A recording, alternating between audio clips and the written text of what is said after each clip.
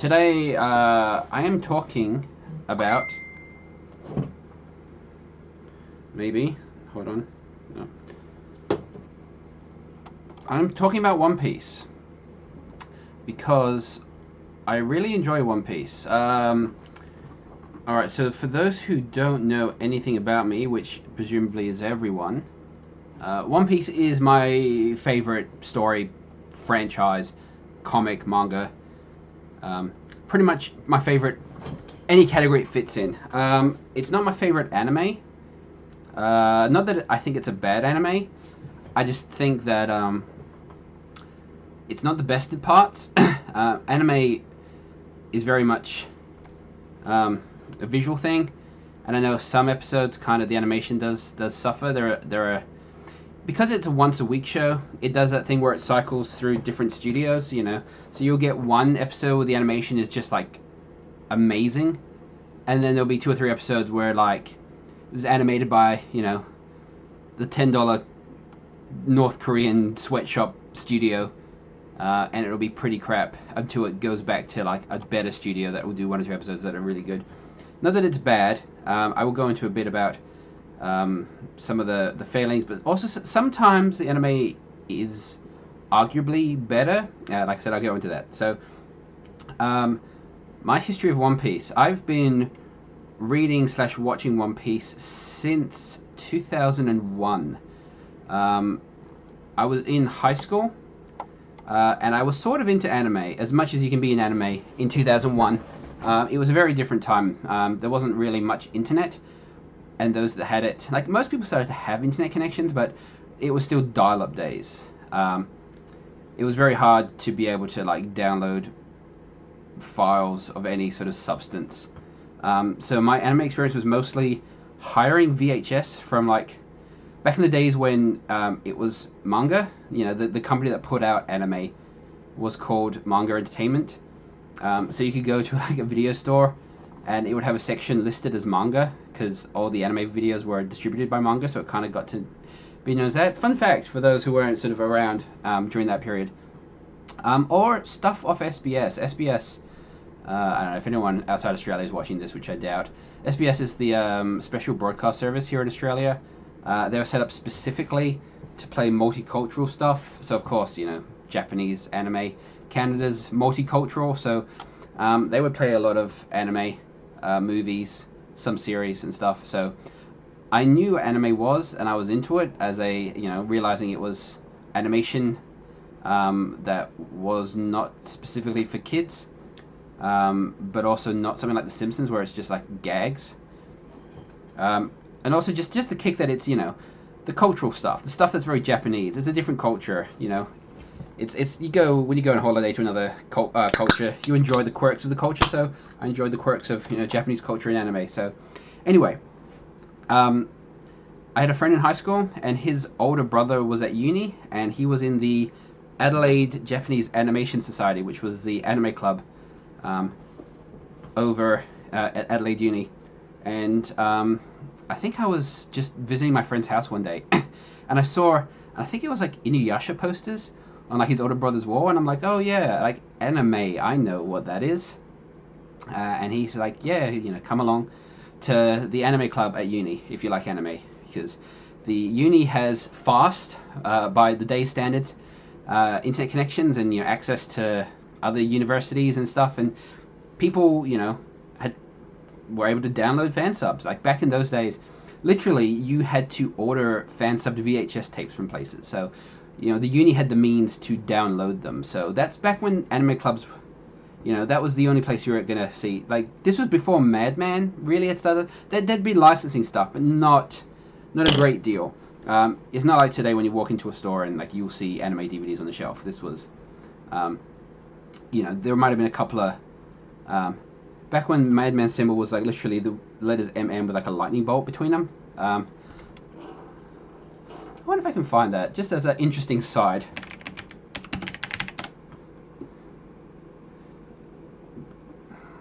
There it is, there, that one. Madman's original logo. I have a couple of VHS tapes with that logo. But anyway, yeah, anyway. So the story is I went to the anime club when I was in year 11 of high school. Not often, because obviously it's just not that easy for someone in year 11 to like take a trip from the suburbs into the city for anime club every Tuesday night, I think it was. But I went every now and then. And at some point, people would burn anime episodes onto DVDs and share them around. So I would be, because I might attend like once every 2 months or something like that. I would try to get my hands on some of these DVDs to take away and watch at my leisure.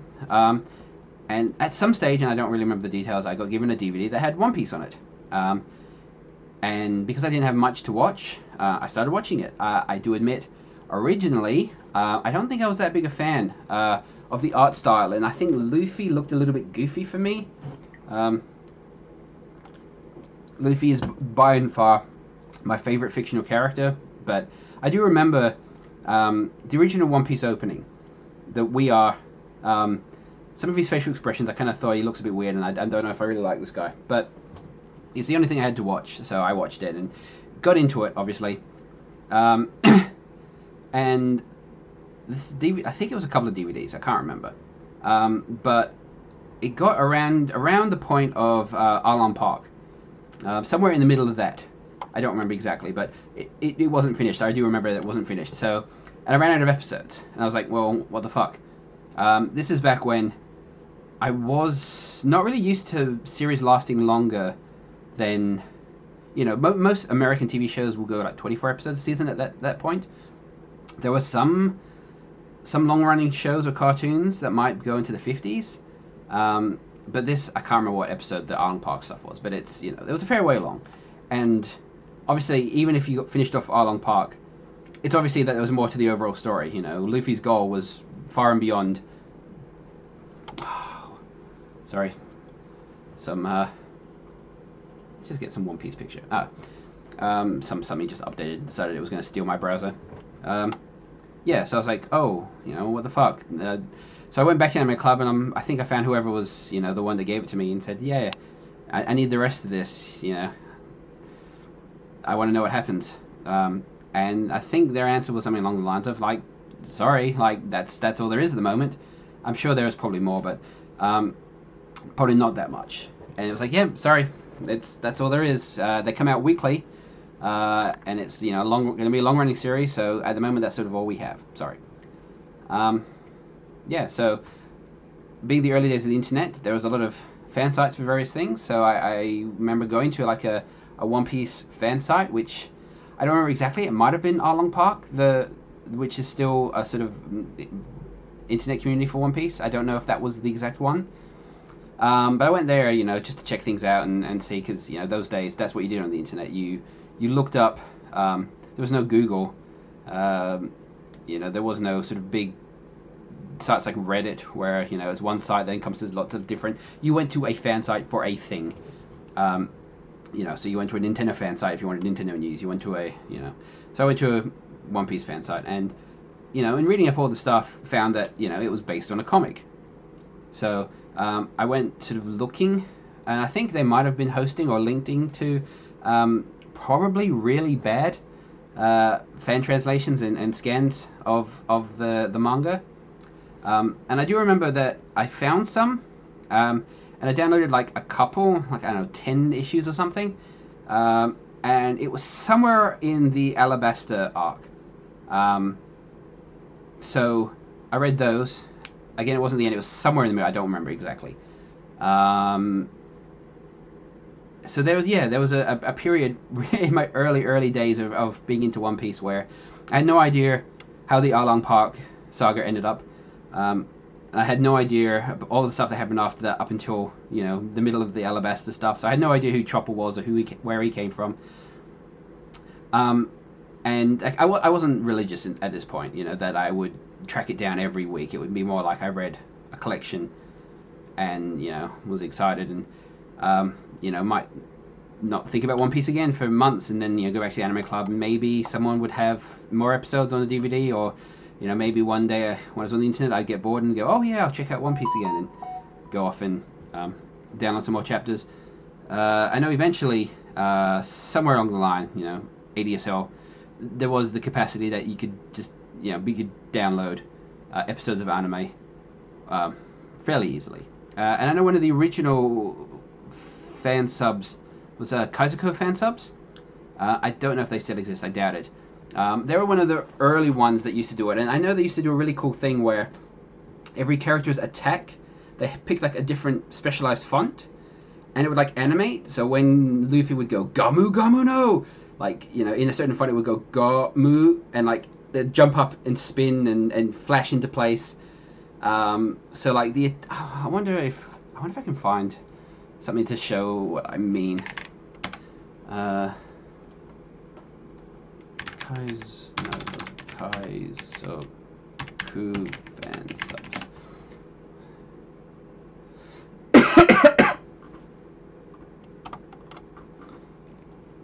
One Piece text.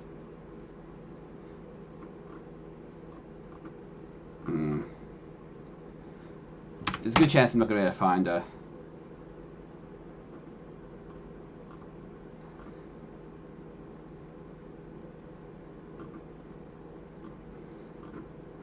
Yeah, doesn't matter. Anyway, so for those who watched One Piece fan sub in those days, like, you got used to the idea that every character's attack had like a different font and animation for the fan sub.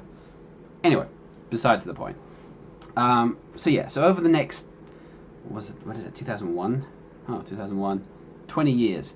I've been reading and watching. Obviously, eventually, I watched the anime, so I found out what happened with Arlong Park, and somewhere along the line, I went back and read earlier chapters, and have been reading and watching ever since, fairly consistently. Maybe not weekly all the way through, but consistently. So yeah, One Piece means a lot to me. There's a lot of stuff in my life that happened that I will remember what episode or what chapter of the manga came out around the time that these things happened, like birthdays, family weddings, friends achieving things, whatever, birth of my kids. I can equate like moments in One Piece to moments in my life, that sort of thing.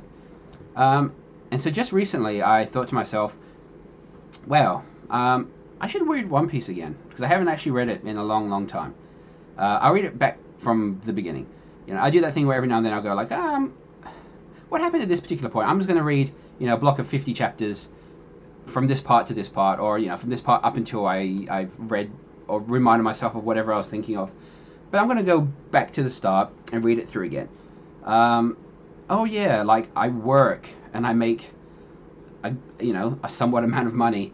I'm a big fan of the series, which is, for 2 decades. I should really actually like pay money and buy stuff. So I decided that I would start collecting the Viz Media chapters. So these are collections of 3 volumes.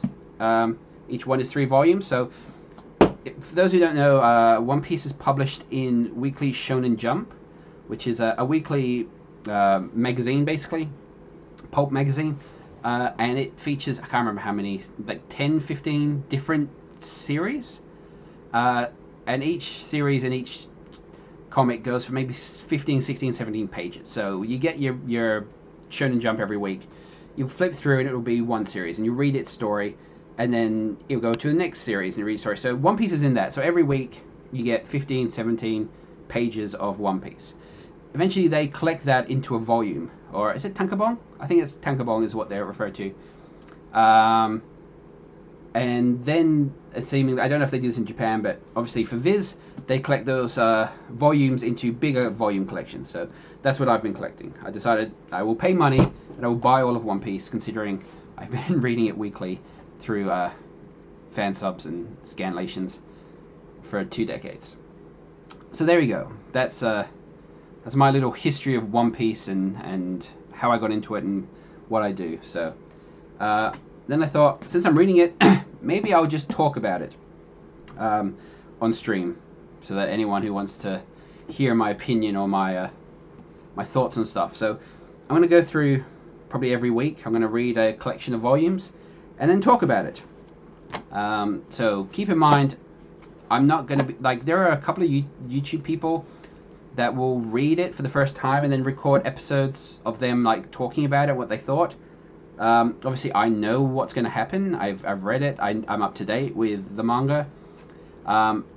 So when I review stuff, I'm going to be talking about it in context with what comes later. So there will be spoilers. If you're not up to date with the manga and you want to watch this video for whatever reason, there's a good chance that I will spoil stuff that happens later on. So not a good place for the introduction of One Piece. And I'll just talk about other random stuff as I go.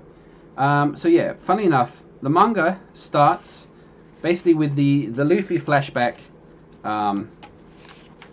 with Luffy as a child meeting Shanks for the first time. In the anime, it's not. The first thing you see is Luffy in a barrel being rescued by Kobe. And the Shanks thing, I think he flashbacks to it, I think after Zoro joins. And he asks about his hat, and Luffy tells the story. But yeah, in the manga, the first chapter is Luffy as a child and meeting Shanks. So, interesting fact.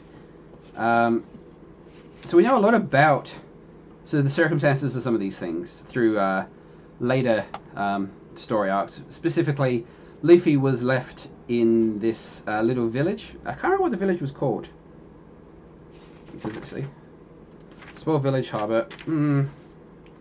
I don't remember. What was the village called? I should probably know that, shouldn't I? It'll probably say here. Crew members. Where is it? Crew strength. No. Ships. Other information. History. Syrup Village. No, that's Fuchsia Village. There you go. Fuchsia Village. Garp left Luffy at Fuchsia Village to be raised by someone. I don't remember who he's raised by while he's there. Maybe the chick, the girl who runs the inn. I don't know. Actually, that's a good question. I should look that up. Who the hell was raising Luffy at this point?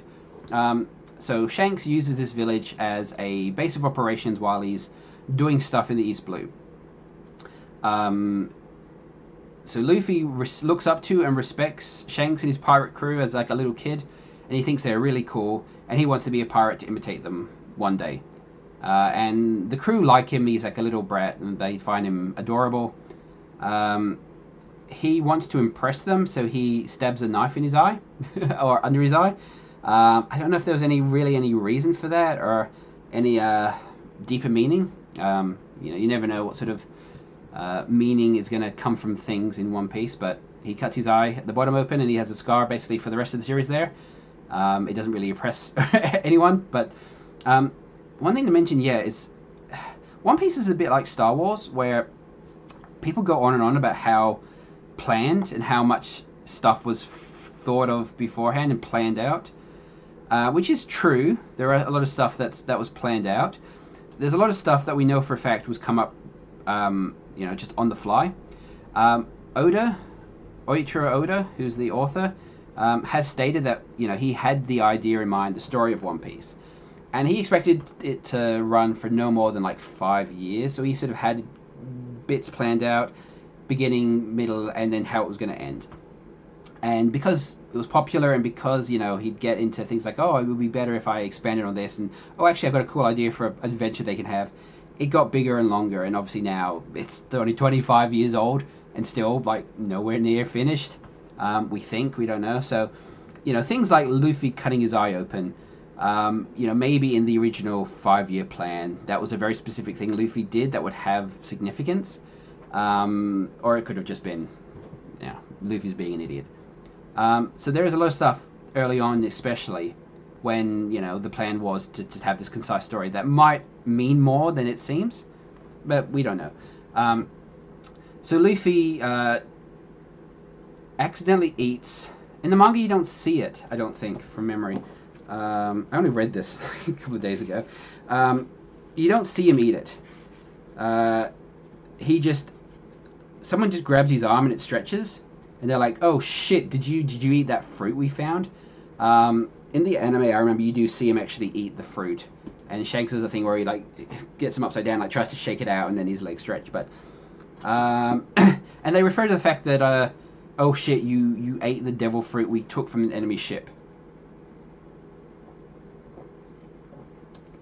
And that is something that very recently in the manga we find out from a character called Who's Who is a member of the Beast Pirates under Kaido. He's one of the Tobiropo. He's like six. No, he's got his 3 premier members, and then they're like the 6 under him. The 6 strongest members after the 3 strongest members after the captain, who is the strongest member.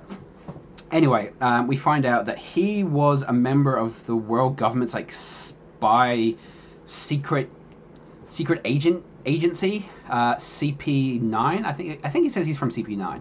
The CP Cypherpol is what they're called. Yeah, I think Cypherpol. There's 1 to 8, which are sort of like, you know, your police or your spy agencies, and Cypherpol 9 is like their super secret like assassin squad, I think, maybe. And then there's Cypherpol Aegis 0, which are like the people who look after the Celestial Dragon. That's a whole other thing. We'll get there when we get there. Anyway, we find out he was a member, I think, of CP9, and he was guarding the Gomu Gomu no Mi, or the Gomu Gomu fruit. And it was stolen by Shanks and his crew, which was such a heinous thing that solely for that reason they put Who's Who in like the deepest, darkest, you know, most secure and horrifying part of like the biggest prison in the world, Impel Down.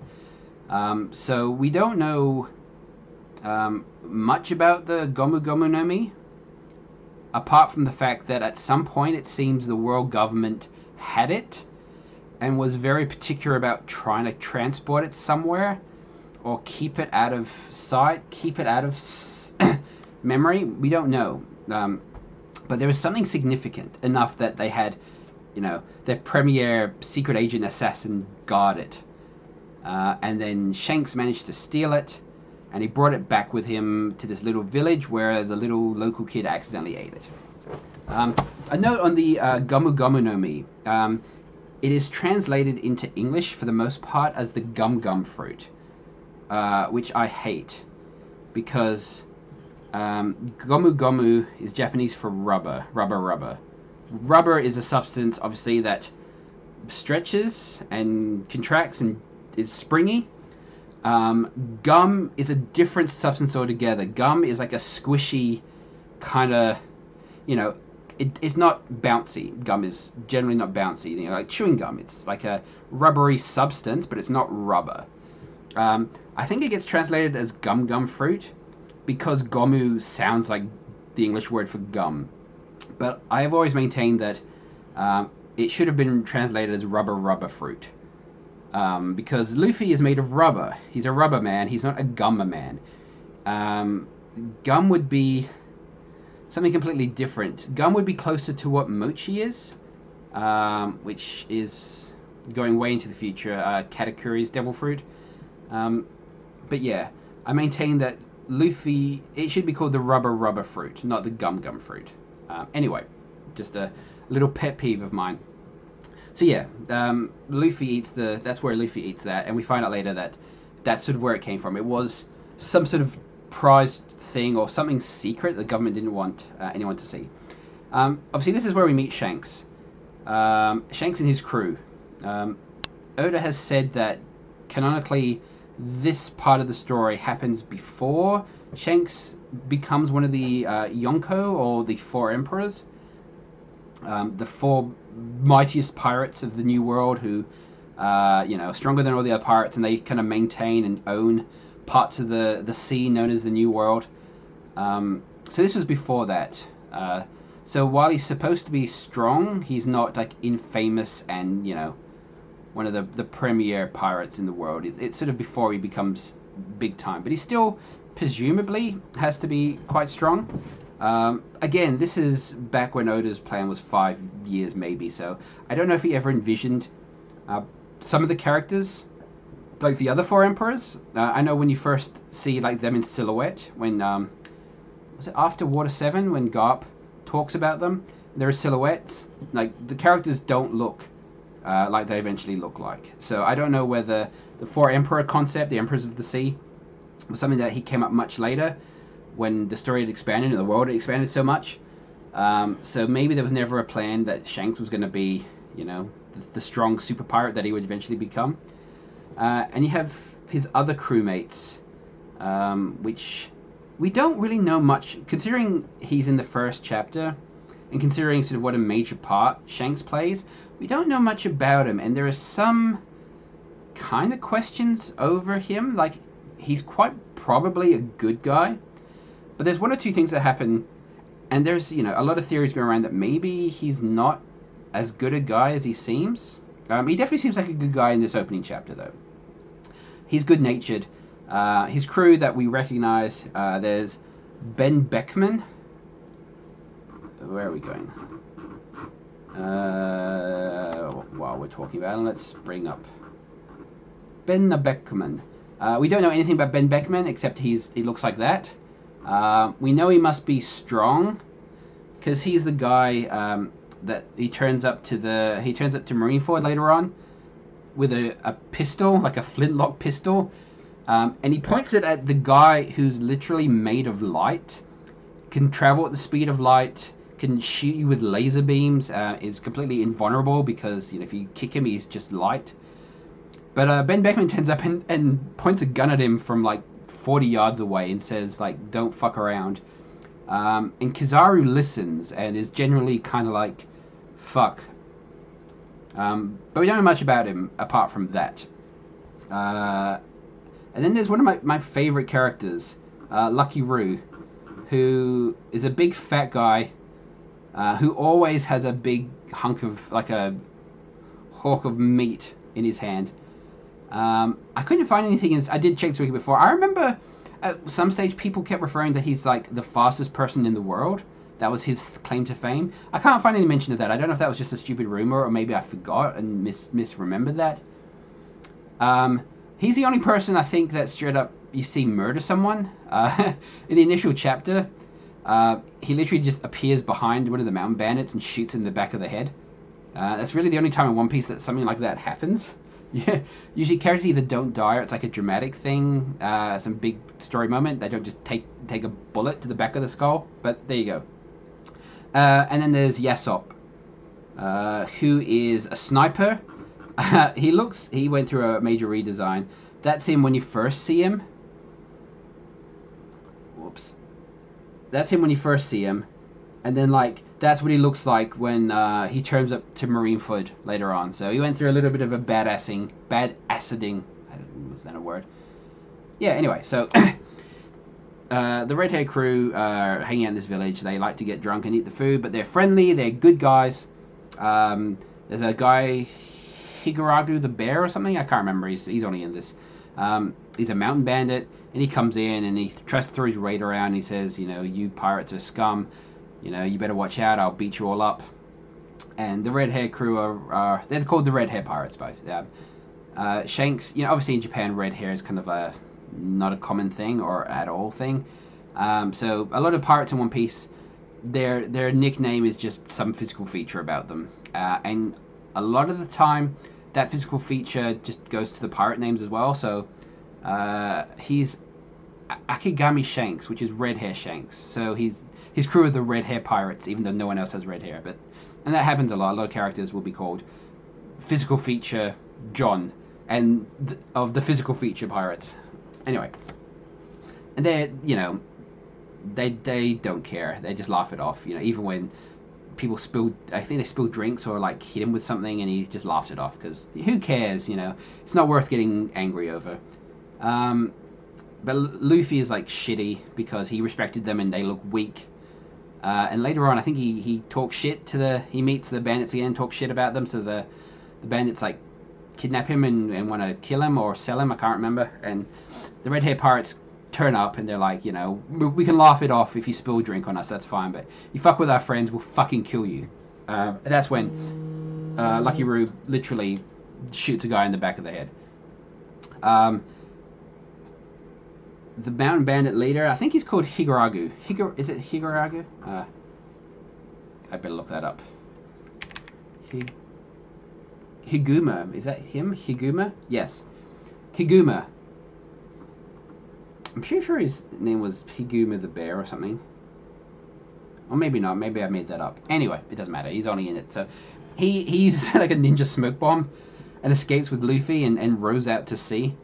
But then a monster called the Lord of the Coast, who is a Sea King. Sea Kings are very prevalent in a lot of One Piece, and I think they've got a lot more of importance that's yet to be revealed. So they're basically giant sea monsters, like sea snakes, but there's lots of different shapes of them. And there are some that, are big, as in, the tower slightly over a man, but then there are ones in the deep sea that are the size of continents. And they're Sea Kings. And this one is called the Lord of the Coast. He's fairly small in terms of ones we see later, but apparently he's well known. He lives off the coast. People know who he is. They call him the Lord of the Coast. And he eats this guy, I think. And he's going to eat Luffy, but Shanks intercepts because, if you don't know much about One Piece, I don't know why you're watching this, but the devil fruits are mysterious fruits, which we haven't learned the origin of them yet.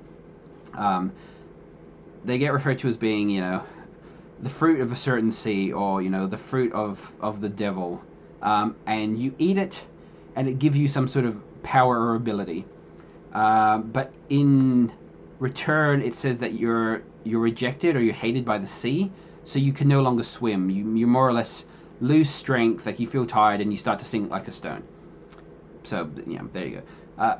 Luffy, gets thrown overboard when the giant sea monster eats Higuma, and he can't swim. But then Shanks saves him. Plucks him out of he's swimming in the water and plucks him up, and he gives a mean look to the giant sea monster and says, "Get fucked." And the sea monster thinks better about messing with him and goes off. But then Luffy's crying, and you find that as Shanks they snatched him from the jaws of the sea monster. The sea monster ate his arm, and he's sad about that. And Shanks is like, "Yeah, don't worry. It's you're my friend. I'm glad you're safe. Doesn't matter what happened to me."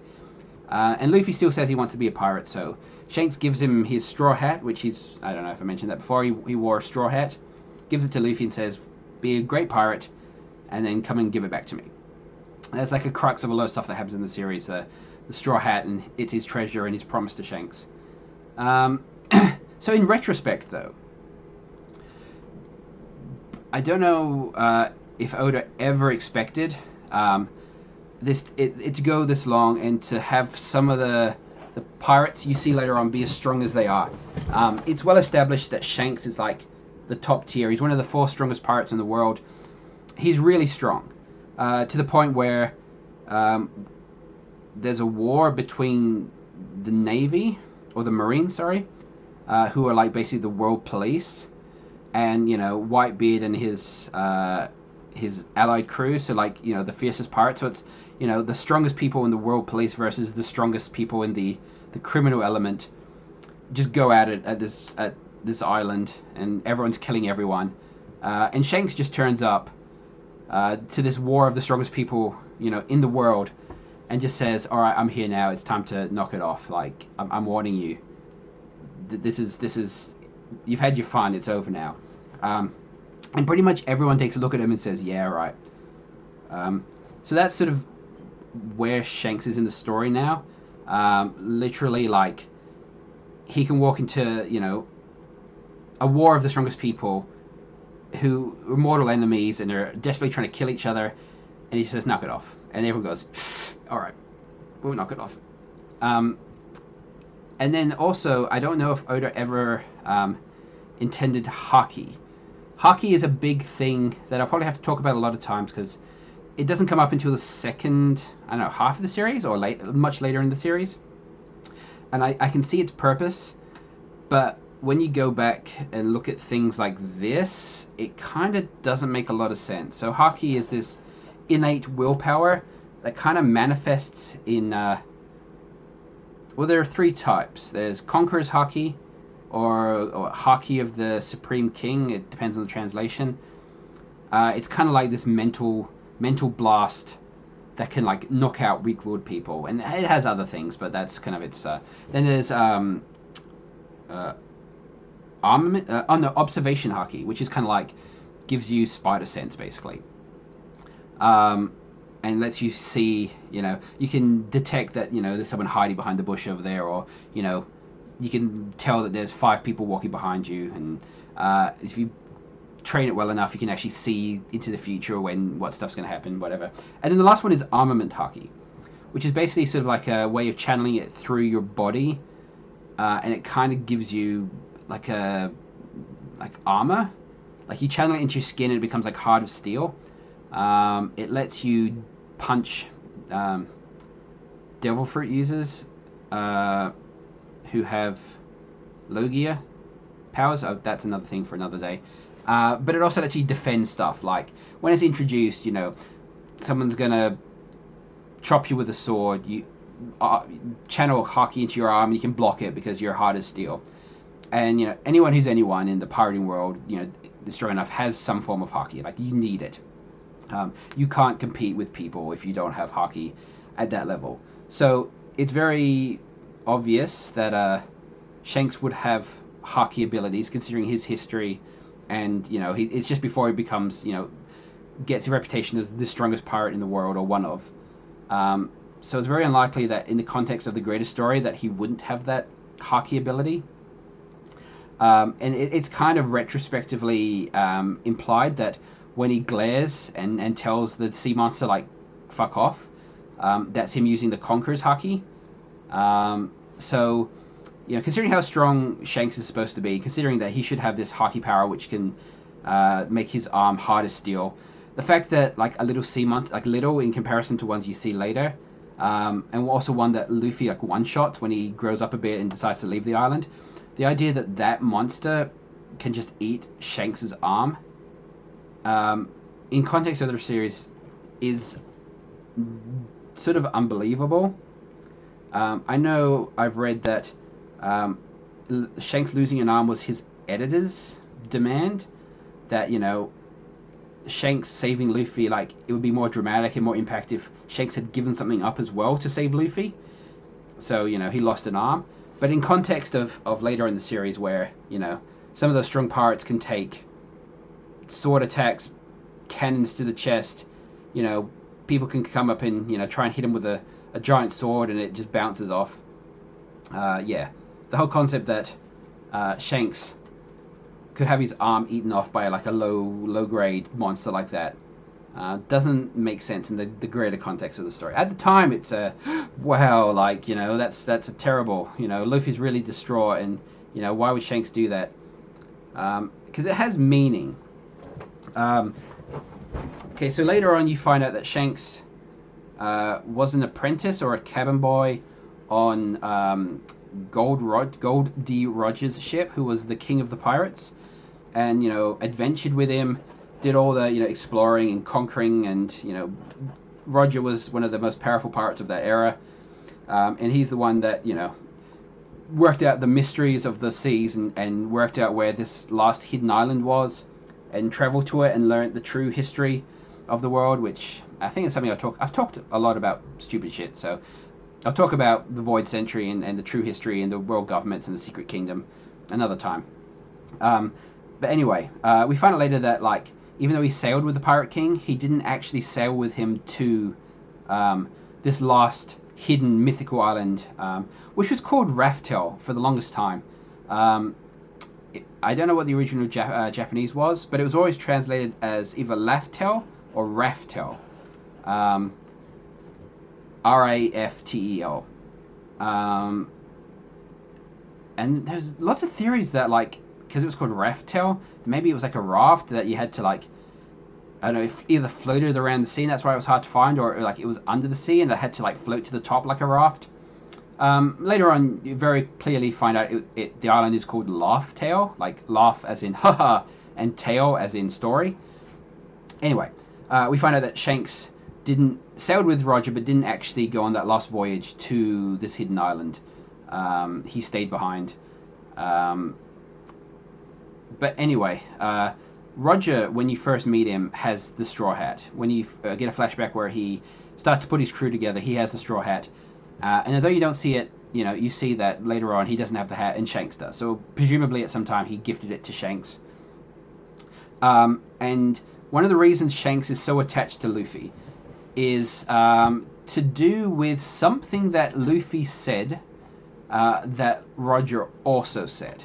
And for a long time, I think most people assumed that what Luffy said was simply that he wants to be the Pirate King.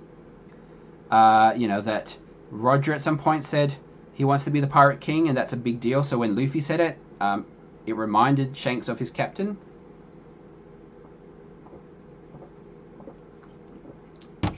Because especially early in the series, when Luffy does go around saying he wants to be the Pirate King, everyone reacts like with shock and awe that, he would say that or he would dare dream it. But you do find out later that, like, a lot of people say, I want to be the Pirate King. It's not a big deal. And you also find out that Roger never wanted to be the Pirate King. It was a title given to him after he conquered the world and found this hidden island and become the first person who had, navigated to all sectors of the world and had conquered the sea. They gave him the name of the Pirate King. So it's not something that he aspired to be, or even really cared about. Like, I think he was kind of chuffed that he was called the Pirate King, but he didn't really care. Roger never said, I'm going to be the king of the pirates. So obviously Luffy saying it wouldn't be of what reminded him. But you do sort of find out, you don't know what it is yet, but there's something very specific that Luffy says, and he said it a couple of times where, all you see is other characters' reaction to him saying it. You don't see what it says, but you'll see people's reaction, and you will see in the Odin flashbacks when he met Roger that you have that same scene where Roger said whatever it was, and you see the reaction of like Odin and Whitebeard to it. So there's something very specific that Luffy says. Something he wants, or something he wants to do, or something he wants to see, or something that is weird. Weird, but admirable, surprising, and meaningful, I guess you gotta say. And it's something that Luffy has innocently said, that it's something that Roger also said. Has been theories on this that it might be something along the lines of, and it's something that you can only do once you've conquered everything. Luffy wants to be the Pirate King because it's the person with the most freedom. It's the person who, has proven themselves the most. Not because of it's a title of power, or it's a title. It's simply like he doesn't want to be called the Pirate King. He wants to be the Pirate King because if he is the Pirate King, he has conquered everything and he is the most free. He has nothing to prove to anyone because he's proved it, kind of thing. So I've heard theories that it's something along the lines of wanting to throw a party for the world, or something similar like that. Something along those lines where, it's he wants, because Luffy loves parties and he loves throwing parties for anyone and everyone he's met.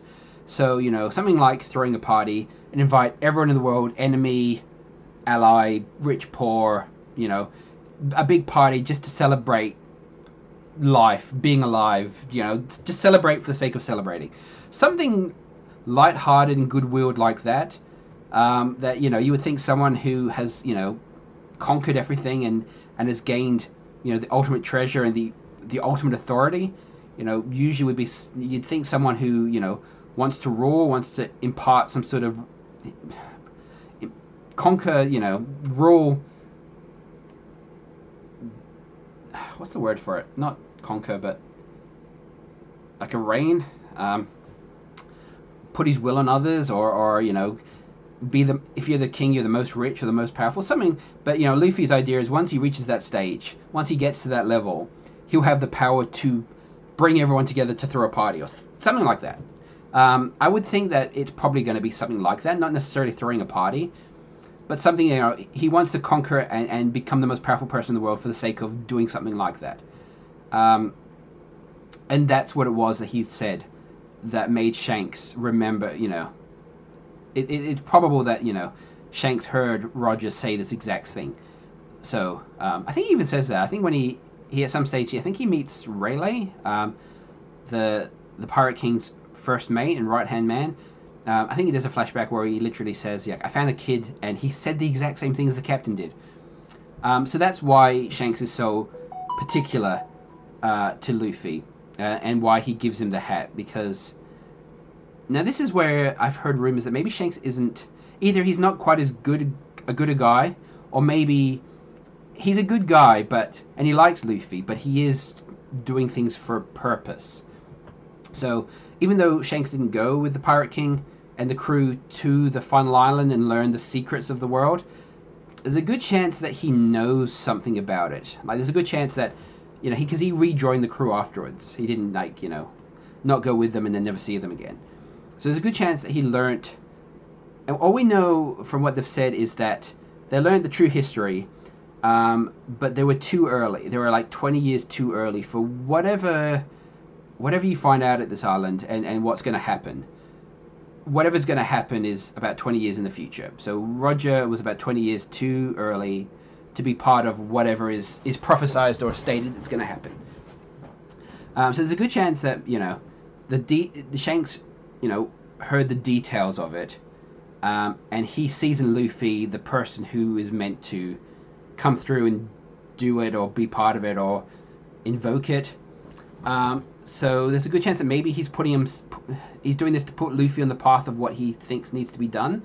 So it's not necessarily because he just likes Luffy and he reminds him of the captain, but he sees that this is the person who's meant to do what is meant to be done, and he's making sure that happens. There's a scene much later where you see the Gorosei, the 5 Elder Stars, who are kind of like the shadow rulers, the 5 council, who are actually the rulers of the world, who we find out have a ruler, but we don't know anything about that guy, so I won't mention him now. But yeah, they're like a little council who seem to make all the decisions and dictate how stuff in the world's going to work.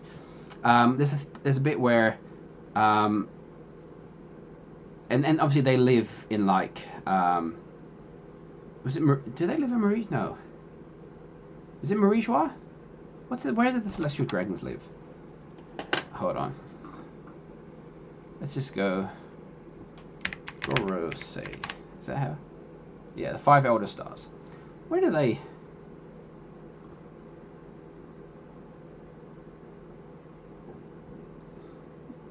Marie. Is it Marie? I don't know. I can't remember if I've ever heard how it's pronounced. Marijo, maybe. Anyway, it's like where all the rich people, the Celestial Dragons live. It's like the heart of the world. It's like the rich area, the rich area where the people who are so rich that people treat them as gods and they have complete rule over everything. And that's, it's also where I think the Navy might have some presence. But anyway, Shanks turns up there, manages not to get arrested or anything, or maybe I don't know whether he just doesn't get arrested because of who he is, or whether no one dares touch him, kind of thing. But anyway, he asked for an audience with these guys, and they grant him one. They're basically like, because it's you, we will have an audience with you. And you don't know what they talk about, but Shanks does mention that he's there to talk to them about a certain pirate. So he could be talking about Blackbeard is one of the candidates, but he also could be talking about Luffy.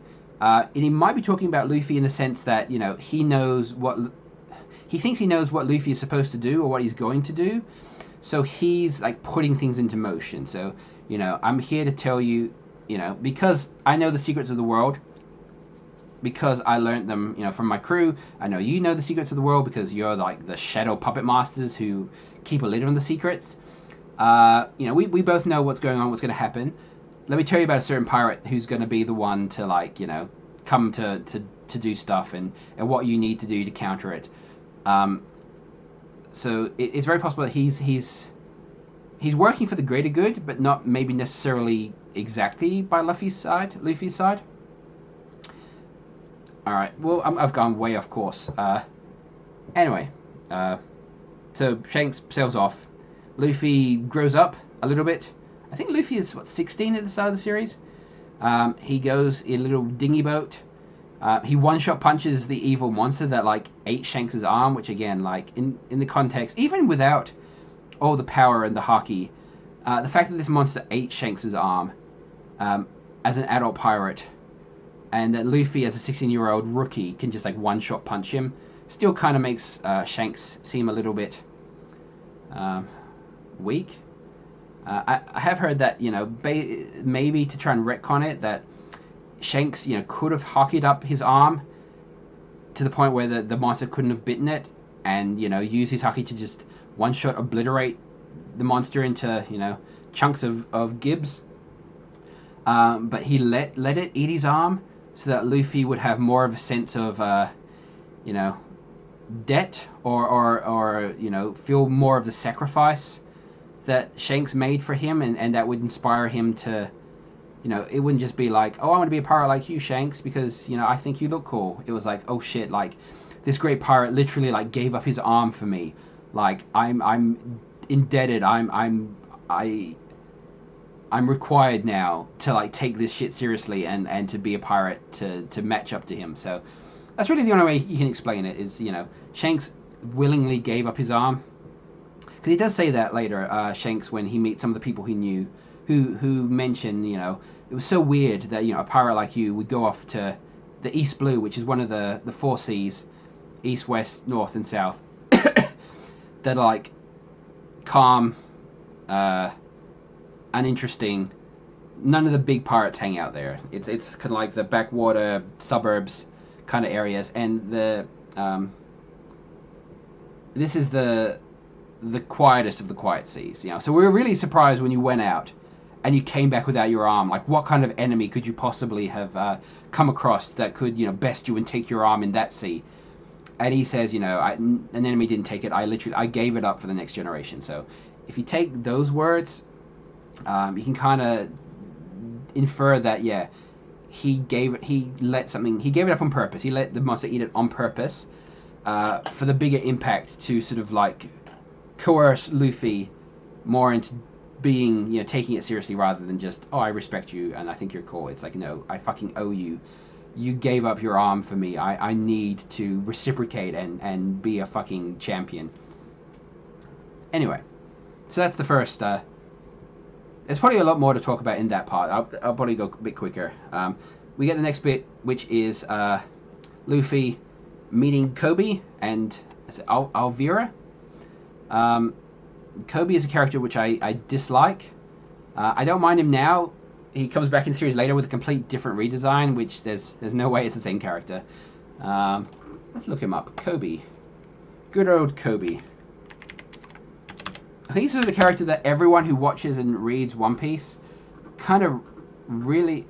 where is...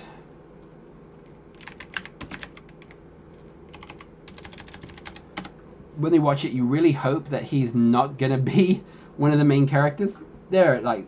yeah, this. So this is Kobe when he's first introduced. And then, you know, I think 2 years after, or not even that, like, it might even be a matter of months, he turns up looking like this. So this Kobe is cool. Like, yeah, this Kobe is annoying. Like, when you watch or read it, you're like, fuck, I hope this kid isn't the main character. I hope he doesn't stay around too long. And luckily he doesn't. So Luffy, his ship falls into a whirlpool, and he gets into a barrel until someone like picks him up. In the manga, I think it's like Elvira's like hideout on an island. In the anime, I know it's like a cruise ship, and I know Nami's running around in the anime, which she's not in the manga. In the manga, yeah, they're on this like little island hideout of this pirate called Elvira.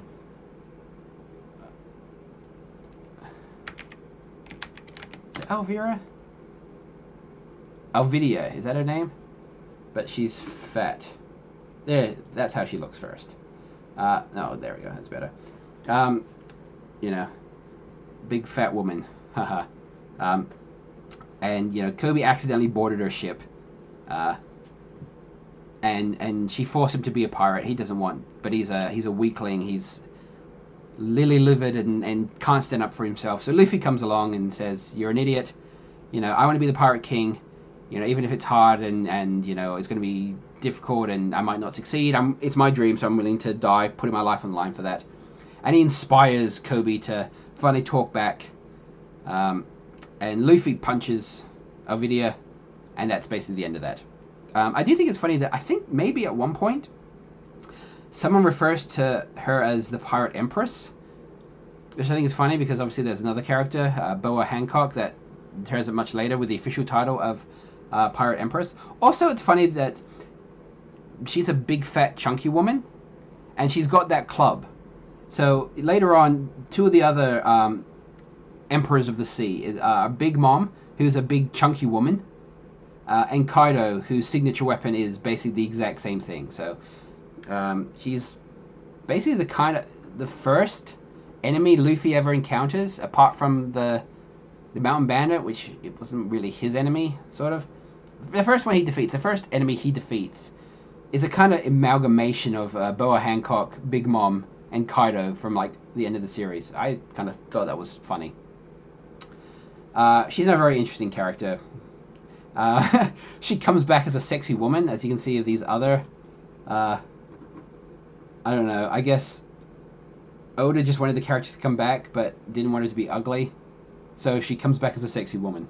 The in-universe explanation is that she eats a devil fruit, which is like, I think it's like the slip fruit or something, like things slip off her. And as a result, like she slipped off all her fat and became a sexy woman. I don't know. She's barely in it, again, even though, you know, she comes back. She's barely in it. So it's a fairly uninteresting arc. And then we get, is it Shellstown, which is an island with a big navy base on it. And we find out that the Captain Morgan, who's like the captain of the navy base, has basically gone insane with power. Thinks he's the greatest, basically has all the navy soldiers under his control, and he threatens them with death if they don't do what he says. And now he's become obsessed with himself because he's made like a giant bronze statue of himself that he's hoisting to the top of the marine base. And he's got a son who's a weird-looking guy called Helmeppo. Let's go find out. He's kind of like Kobe in the fact that... Is it Helmeppo? Yeah, there you go. So there you go. That's his original, how he appears when he first here. He's Morgan's son. And because Morgan has absolute control over the island, he also has power. Like he's not a marine or anything. He's just like a weird looking guy, but if you mess with him, he will tell his dad, and his dad will kill you. So he terrorizes the town, and he's like a stuck up guy. And this is sort of where we meet Zoro. Zoro is a pirate hunter, who he says, I think he accidentally was chasing a pirate out of his village or something, and one of Zoro's big jokes of the entire series is his complete lack of direction and the fact that he can get lost like instantly. There's a bit in the manga. It's something that changed in the anime, which I was really disappointed in. The way forward into the Wano arc, which is the one we're in now. There's a joke in the manga that him and Luffy and I think someone else, they're escaping from a situation on the back of like a giant dog, and then Zoro gets lost, even though they're all riding like a beast to go off somewhere. All Zoro has to do is just sit there, and he'll just be taken to wherever they're going. But he gets lost, and they look around and they're like, "Where did Zoro go? How could he possibly?" Yeah. Anyway, I think in the anime they changed it where like Zoro spots something and like knowingly like jumps off to like encounter it. I thought it was much funnier in the manga where literally he even just sitting there being taken not under his own power, he can get lost in that situation. Anyway, so he chases a pirate out, and he gets lost, and he decides, oh well, while I'm out here, I want to be the greatest. Zoro's thing is he wants to be the greatest swordsman in the world. And he decides to train and to test himself. He's just going to start like fighting pirates and collecting their bounties, because that seems like a good way to use your skill, make money, and get around. So he gets named the Pirate Hunter, and that's still kind of used. He's still sort of referred to as Pirate Hunter Zoro, even though by this point he was a pirate hunter for like a few months, and he's been, you know, a notorious pirate for 3 years, but he's still referred to as Pirate Hunter Zoro sometimes. I think he's a wanted person might say that. Actually, I don't know. Maybe it doesn't. So yeah, Zoro was in town, and Helmeppo was throwing his shit around. I think he had a trained dog that he was getting to attack people. and Zoro like saved the little girl or saved people by beating up the dog, or I think he might even kill the dog in the manga. I think he might chop it in half. But yeah, he gets arrested and he's tied to like a cross-looking thing in the island's Navy headquarters. And the idea is he gets told if he stays like that for a month, he'll be let free. But Helmap was a bad guy and he doesn't intend to do that. He's going to execute them beforehand. So Luffy, I think Luffy just basically sees an encounter where a little girl sneaks in to give him food. And he gets caught and they throw the little girl out and they stomp on the rice balls she made him. But Zoro insists on eating the rice balls even though they're covered in shit because, you know, the little girl made them for me and by God I'm going to eat them. So that's basically what convinces Luffy for this guy to be basically his lifelong friend and most trusted companion, is that, you know, he's a good-natured guy enough to eat dirty food to honor the efforts of a little girl. So that's him. We do find out Zoro's backstory. Now, this is I was mentioning stuff about the anime before. The anime is known for stretching things out, sometimes comically, sometimes infuriatingly. The anime and the manga are both things that come out once a week. Obviously, like I said before, when a chapter in Shonen Jump of One Piece comes out, it's like 17 pages-ish.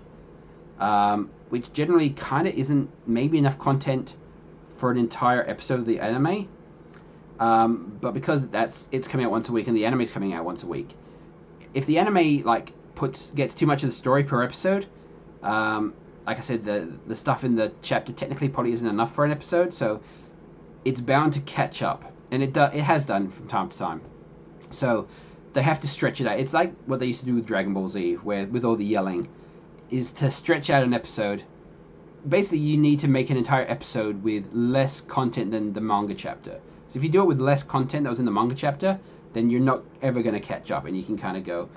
And sometimes this is, you know, you'll have scenes where someone will do something, and you'll just see like 5 minutes of the aftermath. Like, you know, someone will punch a character into a wall, so you'll see like shots of the character like lying in rubble, and then you'll see a cutaway to another character who's like got a surprised expression, and then another character that's like laughing at the situation, and it'll go back to the character like a close-up of their face lying in rubble, and then you cut to a different character going, how could you do that? And another 5 reaction shots of like 5 other characters just surprised, and it'll stretch it out like that. Like it's infuriating at points. But in the early days,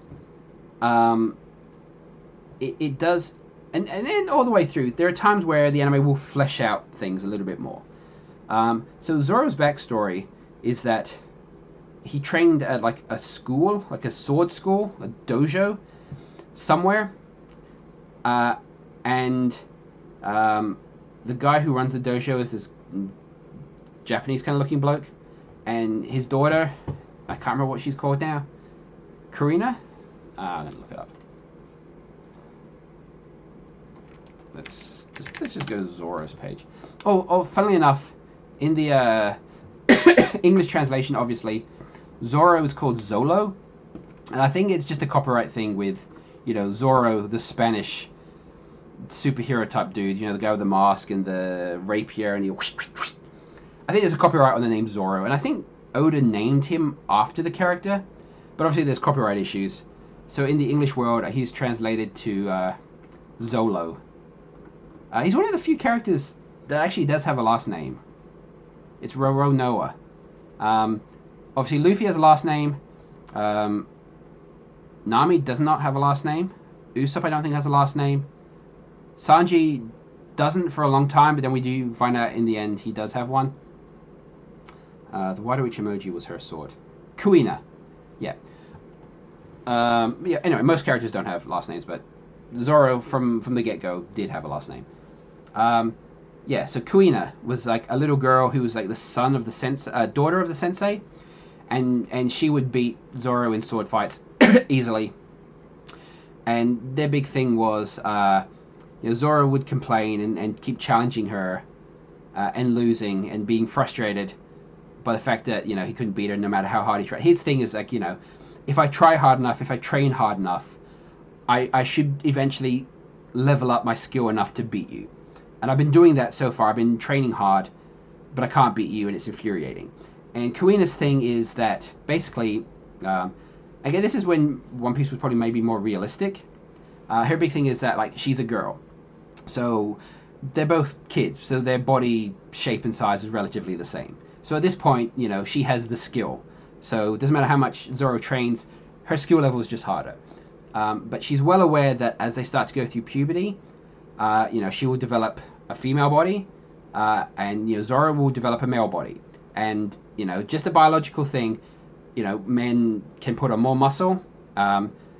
Generally, you know, can go a bit harder, be a bit stronger. So it will come to a point where it doesn't matter how skilled she is and how much she trains. If a male like Zoro trains and puts on the muscle, he will basically just be better than her purely because of sex differences. Nothing to do with skill, just the sex differences. I'm not trying to be political. This is what the story says. And Zoro basically tells her, that's bullshit. I don't want to hear that. You know, you're my rival. You're the one I look up to. You know, don't give me this weak-willed. You know, you can't be the greatest swordsman in the world because you're a woman and you know you're at a biological disadvantage. If you want to be the strongest swordsman, then you know you do it. You don't make up excuses. You know, I don't accept that my rival and this person I look up to would be so ready to give up just because of something like that. And that makes her happy. And they swear to each other that one of them will be the greatest swordsman, but they'll compete with each other, kind of like push each other all their lives, you know, until one of them, you know, finally beats the other and stands at the top of the mountain, kind of thing. So it's about, you know, Zoro's relationship with her, and you know, like I said, this is when it was more realistic, where you know potentially, you know, biological differences and the realistic biological functions of a human body might come into play. This is before you have someone like Big Mom, who is just a normal person by all accounts, except she's like 8 foot tall or taller. And even though she's like a 60-year-old woman, you know, she's just physically massively stronger than pretty much any other character.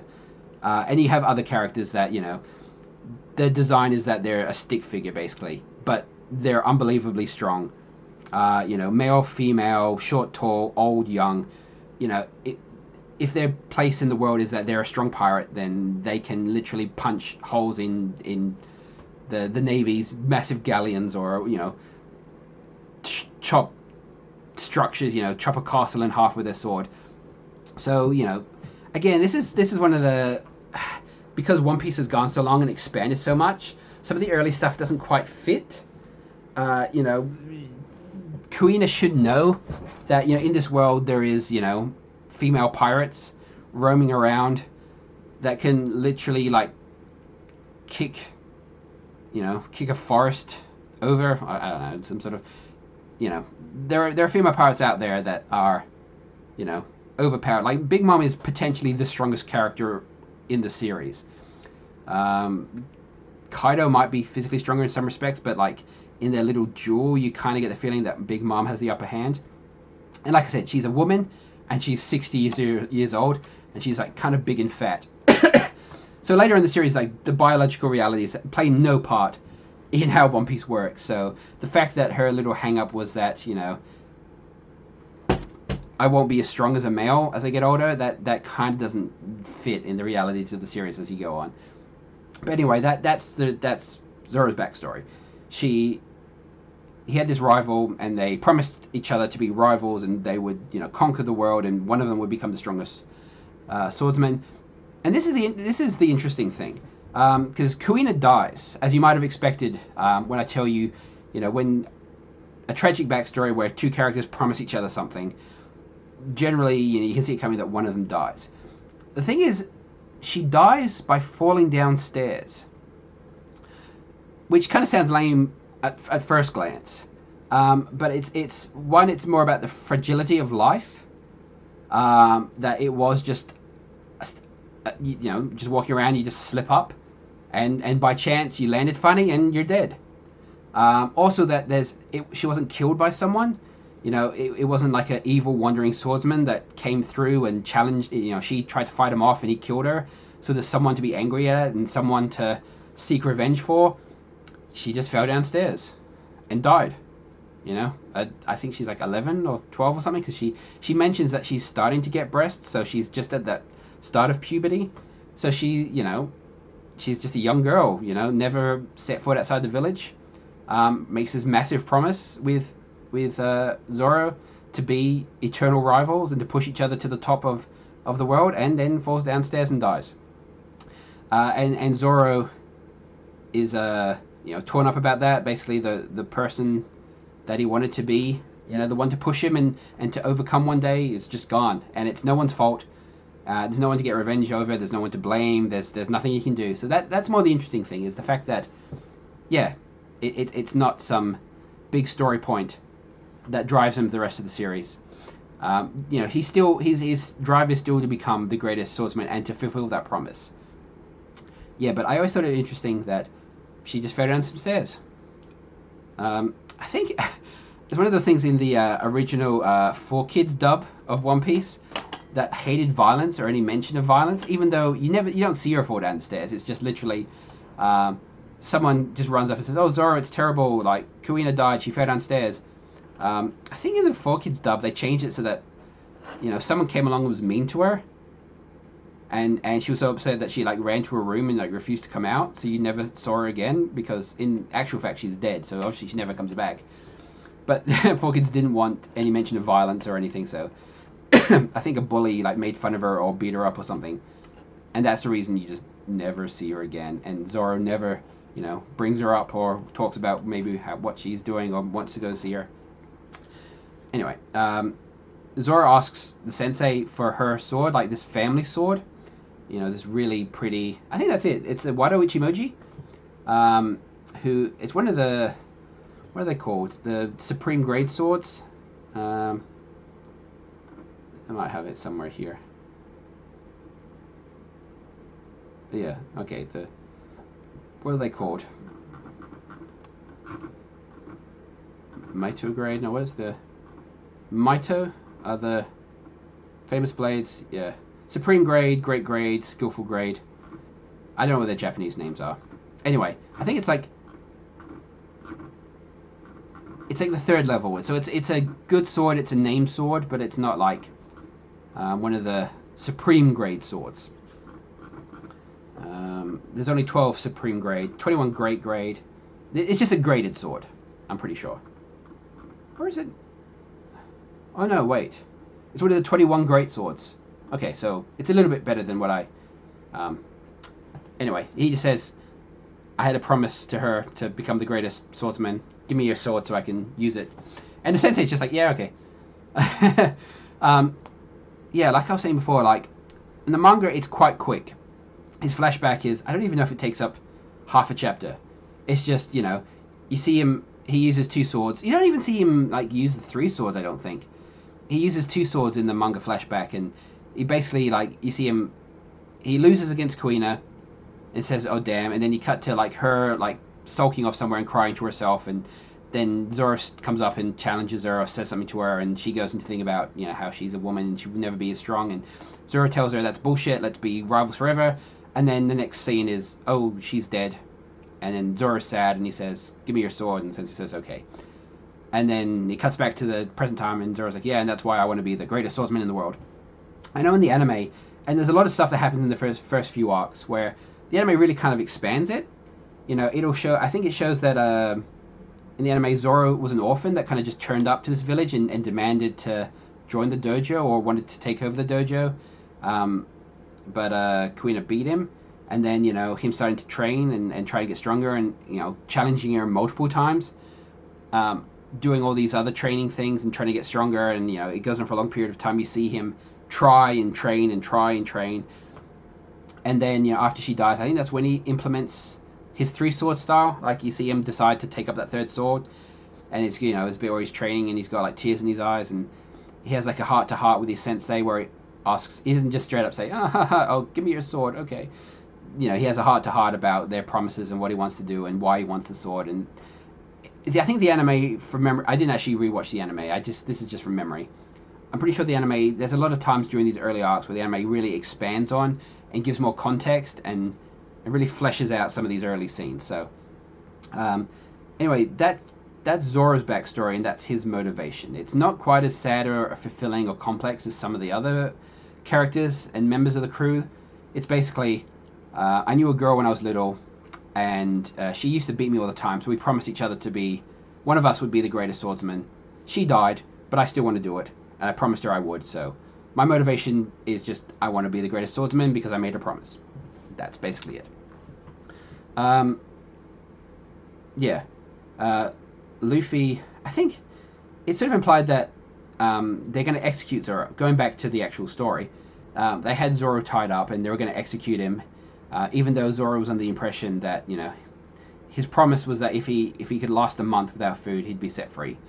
And he realized, you know, it's not, I think they call other Marines to, like, basically shoot him. They surround him and point guns at him.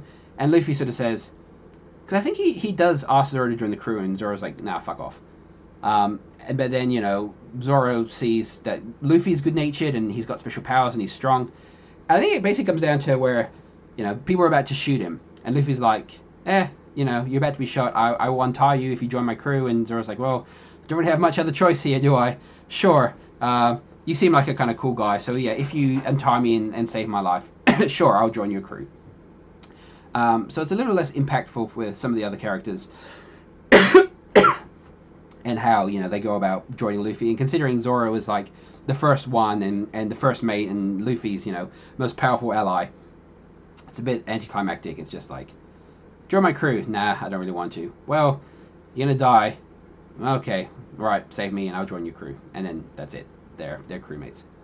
And then they, I think it's, is it Orange Island? I think, and it's Buggy. This is, I think it's just after this where in the anime he does the flashback to the whole, you know, Shanks thing, how he got his hat. But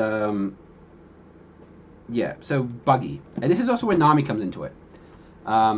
Buggy is a pirate who dresses like a clown. There's lots of pirate crews in One Piece where there's some sort of theme. Like I said earlier, a lot of the time someone is called something physical. So, you know, if you have a brown colored beard, you're brown beard, and you have the brown beard pirates. Sometimes, you know, it's not just a physical thing. It's like a 60s Batman cartoon or live action show where all the henchmen dress to match the theme of their boss. So Buggy dresses like a clown. He's like a clown. I can't remember what his moniker was. The evil clown or something. It's never really explained why Buggy dresses like a clown. We find out a bit later that he knows Shanks because he was also an apprentice pirate on the Pirate King's ship. And that's one of the things really cool. Like I said before, how much One Piece was actually planned out and which parts were planned out. Definitely, there's a flashback in these chapters where it flashback to Buggy and Shanks on the Pirate King ship, arguing, and one of the people come and break them up. And it is Rayleigh, who doesn't appear until hundreds of chapters later as an old man. But it's definitely a planned thing because, yeah, the character who breaks them up and is on the ship is quite obviously Silver's Rayleigh, the Dark King, I think is his moniker. So that's definitely something that was planned out. Because I don't think it's stated. It's stated that they're on a ship, and they were apprentice pirates together on a ship. But I think at this stage, it's not revealed that that was the Pirate King ship. That just a ship. And even in the flashbacks where he's a little kid, he still dresses like a clown. So I don't think it's ever actually explained why Buggy has this clown theme. Or maybe like that. He never takes off his nose, so maybe that's just his nose. Maybe his nose. Because one of the things in this chapter is like he gets upset if you mention rubber nose or big nose or something. So maybe that's just literally his nose, and he just decided to own it. Like, I kind of already look like a clown. I'm just gonna go with that. Yeah. Anyway, him and his pirate circus-themed pirate crew have taken over this little port town. Again, maybe in the original plan, you know, Buggy was maybe a bigger of a deal. Later on, when you see, you know, all the other big pirate crews and their power, to say that Buggy, you know, sailed with the Pirate King, and all he ever managed was to kind of take over a shitty little island in the East Blue, and got beaten up by Luffy, who was, you know, basically his second adventure out at the gate. Buggy's kind of crap. He's not very strong. Later on, sort of the running joke, because he comes back in a fairly big way later in the series. The kind of joke is that he keeps like falling into success. He keeps like fucking up and accidentally doing these things and mentioning these things, and because he did sail with the Pirate King, and he is friends with Shanks, you know, one of the 4 emperors of the world. So like, it does sort of get out in one point, you know, in the media, that this guy Buggy, you know, is equal to the Shanks the Yonko, and did sail with the Pirate King, and he keeps falling ass backwards into all this, you know, notoriety, but he's not actually very strong. And at this point, like I said, in the original plan where it was only 5 years, maybe his taking over of this shitty little port town was a big deal in as far as this series. Maybe, you know, the biggest pirate you would ever meet in this original 5-year plan was not much stronger than Buggy, so maybe Buggy wasn't that shit in comparison in the original story. But because it went on so long and the power like scaling blew out, that he just became really shitty. Anyway, his big thing is, one, he's got like explosive cannonballs called Buggy Balls, and also he ate a devil fruit as well. And this is back in the series where people, again, it's weird because these devil fruits, when Luffy eats his and they first talk about the devil fruit, they kind of refer to it like it's the fruit, it's the devil fruit. And also that it's extremely rare. You know, it's basically unheard of. And anyone who sees Luffy stretch are like completely they can't wrap their head around what the hell's happening. Like, this person's stretching like rubber. Like, how could this possibly be real? How is this happening? And then later on, you know, later in the series, like, people with devil fruit powers pop up everywhere. And literally, as soon as someone does something a bit weird, it's like, oh, he's a devil fruit user, you know. And yeah, to the point, side characters, like little background characters, has a devil fruit. And everyone's like, oh yeah, he's a devil fruit user because his hand turned into a fork. He must have eaten the fork fruit. Yeah, obviously. But this is a stage in the series where people are like, he's stretching? Like, how's this possible? Like, what could it possibly be? Has he eaten one of the, like, they talk about devil fruits like they're legendary, like they're rumor. Like, people have heard that maybe, you know, something like this can exist. But, like, it's just a rumor. Like, it's just like Sasquatch. Even though, like I said, later on, devil fruits become that common and that well known that, like, how do these people not know about devil fruits? Why do they think maybe they don't exist? Like, do they not pay attention to the news, where, you know, the Marines and the pirates that are like the headline of the news every day are running around like making earthquakes and turning into fire? And anyway, so yeah, Buggy has a devil fruit as well, and that's his big thing with Shanks, is that Buggy isn't about adventure. He isn't about, you know, friendship or anything. He's about treasure. That's his thing. He wants to be a pirate so he can get treasure.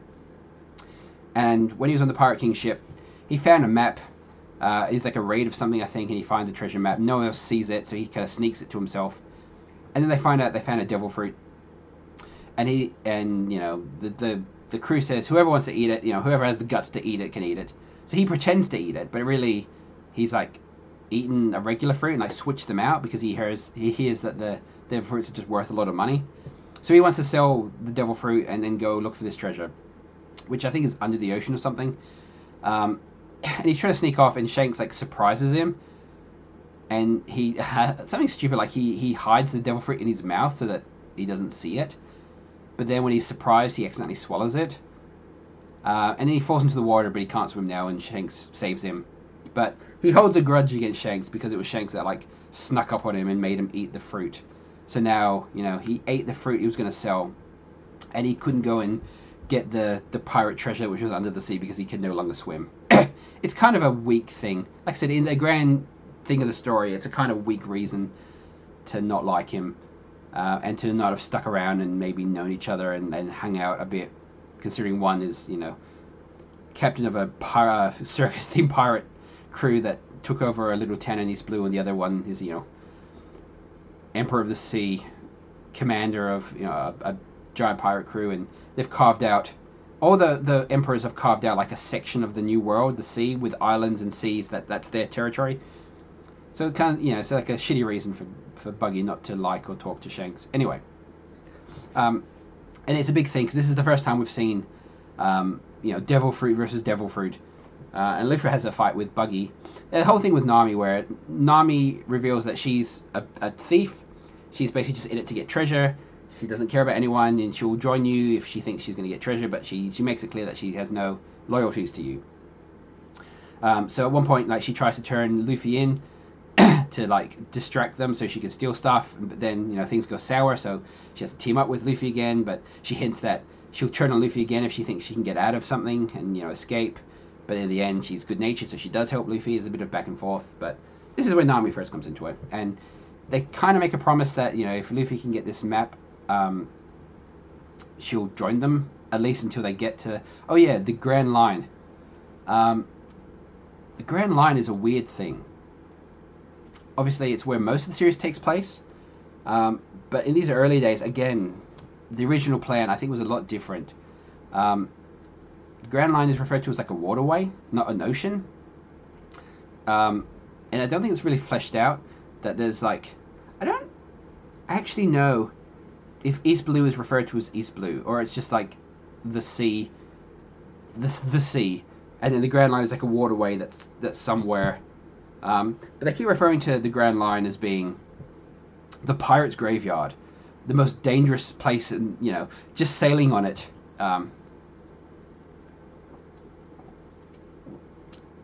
Just sailing on the sea is like certain death, and only like the hardcore of the hardcore pirates survive barely on the sea. And but that's where the One Piece is.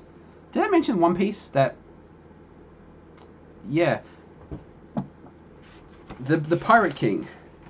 There's like I don't even know. Like I said, I don't know whether I'm assuming there's one page where it has the Pirate King being about to be executed, and he announces, One Piece, go and find One Piece, my treasure. One Piece is the name of a mysterious treasure that the Pirate King left at a certain place, which we find out is Laugh Tale. We don't know what One Piece is. Sometimes it's referred to as the One Piece, sometimes it's just referred to as One Piece. It's referred to as a treasure, but we don't know whether that means... Most people assume it's like some sort of like actual treasure, like jewels or something.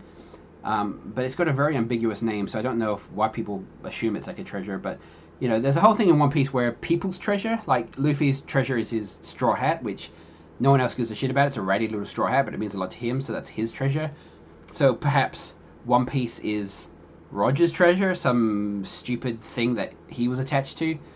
Maybe One Piece is, the actual revelation of, the true history of the world, which has been hidden and silenced by the world government. Maybe One Piece is, I don't know. We don't know what One Piece is. But it's somewhere on the Grand Line, that's for sure. Anyway, like I said, they keep referring to the Grand Line as, this terrible place. And Buggy has a map of the Grand Line, and that's what they've been trying to get, because if they're going to go to the Grand Line, they need a map. Eventually, when they get to the Grand Line, you don't need maps. That's when they introduce the log pose, which is like a bracelet with like a compass on it. And, it points towards the next island along in the Grand Line. And the idea is you go to that island, and while you're on that island, you need to stay there for a certain amount of time for the log pose to, like, latch on to the next island you have to go to. Sometimes it takes, like, an hour. Sometimes it takes a week. But the idea is you have to, like, hang around until it locks onto the next island, and then you sail to that island. So you don't need a map. I think that was an early idea, or something that was changed. And also, like I said, I keep referring to the Grand Line as this terrible place where you start to sail there and you get certain death. But when we get to the Grand Line, like, it's just like anywhere else. Like, there's a few scenes where, there's weird weather, where one day, 1 second it's clear skies, then suddenly it's like lightning storms, and then it's hailing hail the size of fucking golf balls, and then suddenly giant goldfish are jumping out of the sea, stuff like that. But, when they hit the first island, it's just an island, and it's got villages full of normal people that live there, and presumably there's people have to get around, so there's like cruise ships or passenger ships that go around to these. The Grand Line is full of islands that just have people living on them. So cargo ships and passenger ships and stuff must sail around carrying people and supplies. So even though they keep referring to it as only the toughest of the tough can even set foot there. There are people, just random normal people living everywhere, and for the most part, the Grand Line itself isn't actually that dangerous or that impressive. It's just an ocean that sometimes has weird weather, but once you head to an island, some islands, are full of like giant weird stuff or like dangerous monsters or things that can kill you. But other islands are literally just inhabited by, a port village with normal people, and they live there happily in the Grand Line. And you can sail there and you park your boat, and it's just a normal town. Most of their adventures are in normal towns through the Grand Line, so they really talk it up as like a terrible, dangerous place, but it's really not. And then they kind of do the same thing when they reach the second half of the Grand Line, which is the New World, which they do the same thing. They talk up the New World as being this super dangerous place, and once you get there, you think that the first half of the Grand Line where you were just at was paradise compared to. But then again, once they get there, they head to the first island. It's just like a normal island with people living in there. So, it's just normal islands in a normal ocean. They really talk it up more than it ends up being, is what I'm saying. To summarize that massive rant into. Anyway, so Nami kind of joins. Oh, and then they head to. I can't remember what it's called. I'm not going to bother looking it up. Oh yeah, they beat Buggy, by the way. I don't know if I mentioned that. Luffy, they tie up. Because I didn't mention what his devil fruit is. It's the chop fruit, or the what is Buggy's? That's the Japanese name for Buggy's. Might as well look it up. Buggy.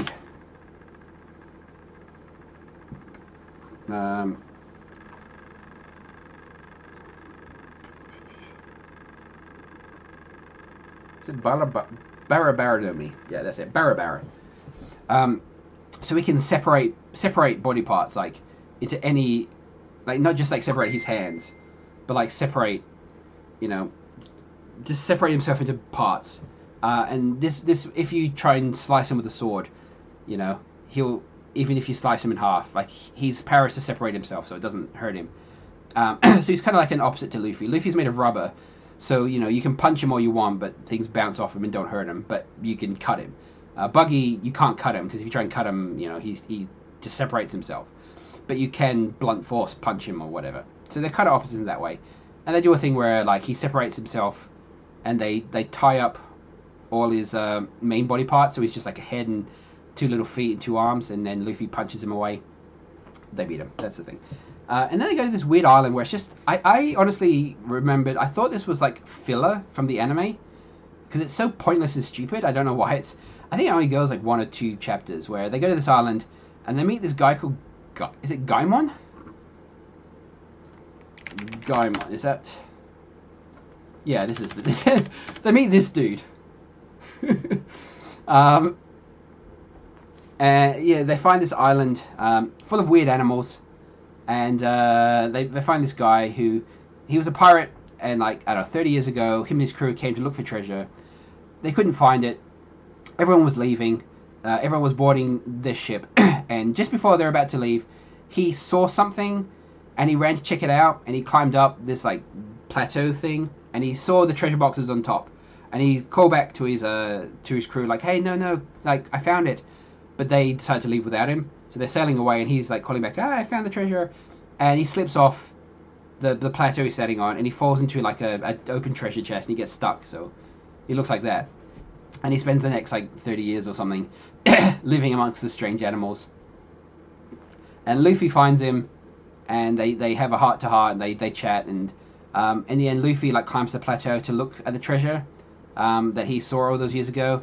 And it turns out the treasure chests were empty all along. So he was kind of hanging out on this island, kind of hoping to get this treasure one day. That's why he was there for 30 years. But turns out the treasure was empty all along. He's sad, but then he says, oh, I'm going to stay here because I'm attached to the animals. And they leave. And that's the entire story. Like I said, I was sure this was anime filler because it's so pointless. Um,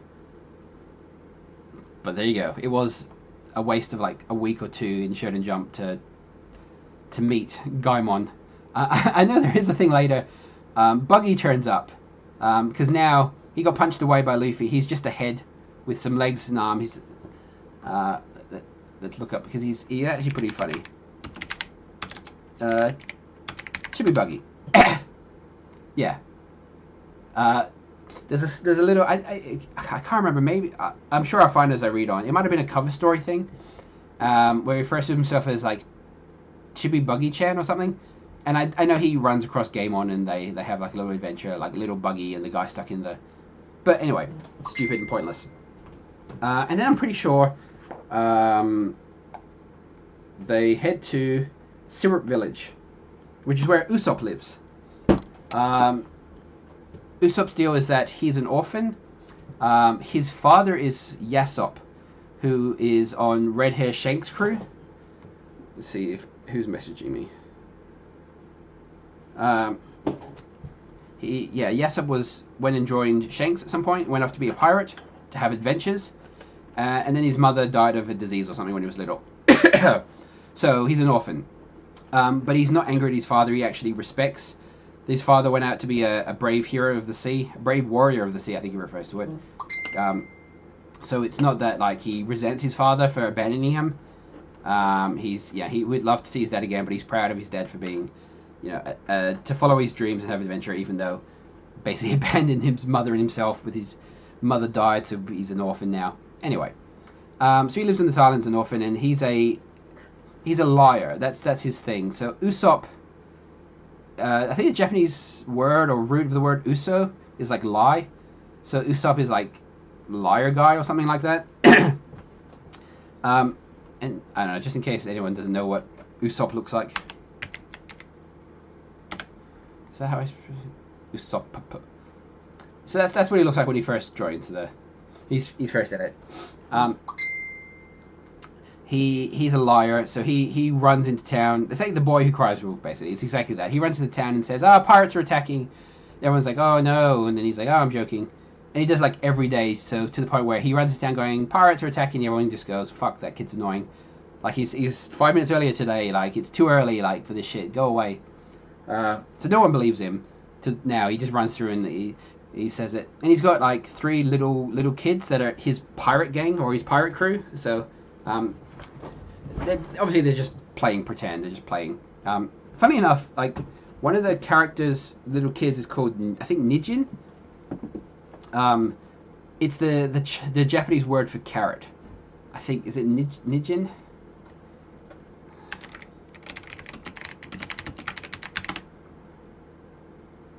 Ninjin. There you go. So his name is Ninjin. So of course. Ninjin is carrot, so we translate it as carrot. So in the Viz translation, the character is called Carrot. And as we know, much later in the series, there's a little bunny girl who kind of temporarily joins the Straw Hats and may join them on a more permanent basis later. We're not sure yet.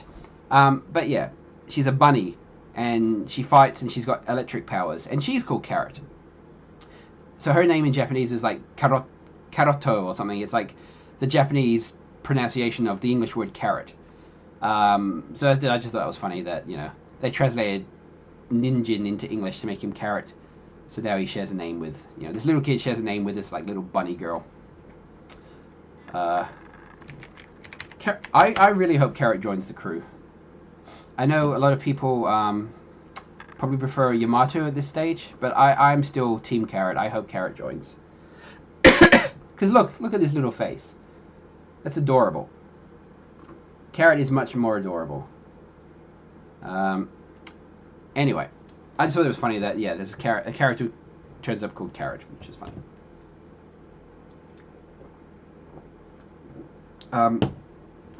So Luffy and crew meet Usopp, and they're looking for a ship, because basically I think they managed to get, at first they had a little dinghy, and then I think throughout the buggy adventure they ended up with like 2 like slightly larger dinghies, but they're still like shitty dinghies, and they're about to head to the Grand Line, which is, like I said, still hyped up being this like impossible to navigate, terrible, certain death sea. So they need something a bit better than like a shitty dinghy. So they land on this island, and Usopp's like, this girl on this island, she's really rich. Maybe she'll give you a boat. And I think they go and ask her, and she's like, either she says nah, or her butler, who I can't remember what his name he goes under, Kurohi or something.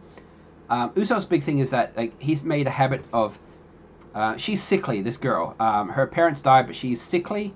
She can't get out of bed. So Usopp goes to her window and recounts like stories to her. It tells her these lies about his adventures, being a pirate and all the weird and wonderful stuff he's seen and done. And I think she knows he's lying, but like, you know, he's telling her stories and entertaining her. So, but her butler doesn't like him, thinks he's trouble, thinks he's after her money. But we find out later that he's after her money. He's actually a bad guy. So I don't know if he gives a shit about Usopp. He just doesn't want Usopp like fucking around and messing up his plans. So I think maybe Luffy does ask for a boat, but maybe the butler just says like, fuck off everyone. So they're kind of at a loss, you know. I think Usopp gets into a fight, like the butler basically like calls him out and says, you know, you're just after either her money or her body or something, and you know, shits off Usopp. Usopp like tells him to go fuck himself. And what is the girl called? This is, where am I?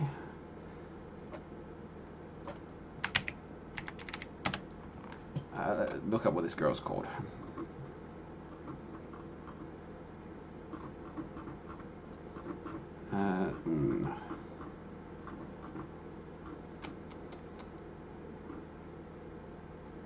Main article, Usopp? Is that?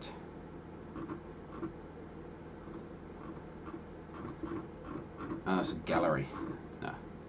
Where's his, Is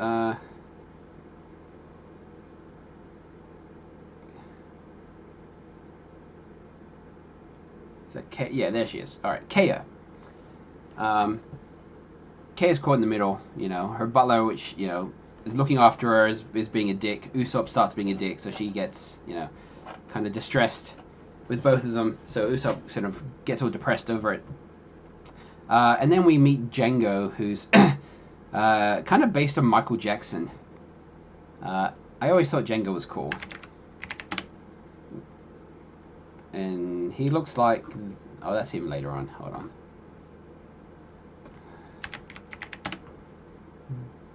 Django the hypnotist. Yeah, this guy enters the village doing the moonwalk, like, everywhere. And he can hypnotize people, sort of. And they think it's strange. But then Luffy and Usopp come across... I think it's like Kurohi or something. It might be so. Captain Kuro. His name's Captain Kuro, but he goes... No, Clarador. Yeah, whatever. Comes across Clarador and Django talking on the beach, basically about how this is his plot. He gave up being a pirate and like he faked his death, and he came to his village and pretended to be a butler. Ended up killing the parents, and he's gonna arrange it so that, you know, the hypnotist will hypnotize Kaya to alter her will, to leave everything to him, and then they're gonna kill her. And then he'll give some of the loot to his old pirate crew, and they can fuck off and do whatever they want. And he'll live in the village as the master and a rich fucker. That's his plan. And we find out this. And that's pretty much where it ends, this particular volume. Oh no, it ends with Luffy gets hypnotized, and he falls off the cliff onto his head. And like, people don't know he's rubber yet, so they think he's dead. Basically, the butler, Kuro, says, you know, alright, well, you and all my old pirate crew attack the village tomorrow at dawn, and in the commotion we'll knock off the girl. So of course Usopp has heard this, and he runs to the village to tell everyone. But you know, in the classic boy who cried wolf scenario, he's telling the truth this time, but he's been doing it every day for like 10 years, so no one listens to him.